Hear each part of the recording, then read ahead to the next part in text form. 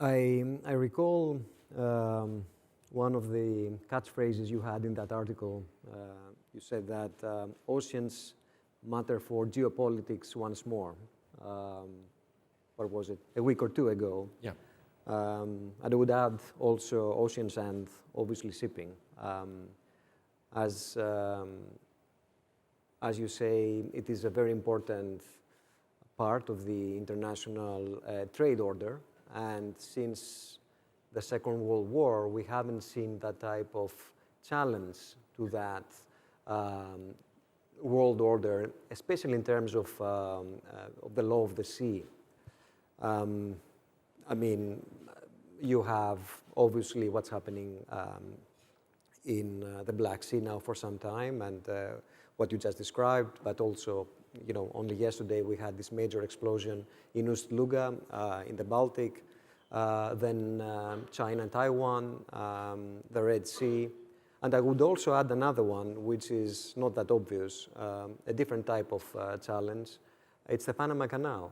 There, El Nino, but also climate change, have affected the capacity of the Panama Canal to accommodate shipping. So, for example, US LNG and LPG exports are now forced to predominantly take the route of the Suez Canal, which is now the Cape of Good Hope, because Suez has its own challenges. I mean, in terms of numbers, you know, 400 container vessels have deviated through the Cape of Good Hope since November. Freight rates are up by 250% if you want to move a cargo container from Shanghai to Rotterdam. And as Angeliki pointed out, it's not as significant in terms of a price hike compared to what we saw through COVID. But I think we are at a very sensitive point in time where expectations about forward inflation are formed. I mean, central banks have more or less declared victory over inflation. But you know, you look at what's happening in shipping, where you see what's happening in the volatility in energy prices. It doesn't look like it. And one could only imagine what would happen if the same trends persisted, or if we had another point of conflict.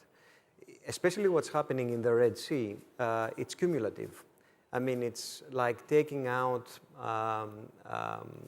capacity from a glass of water.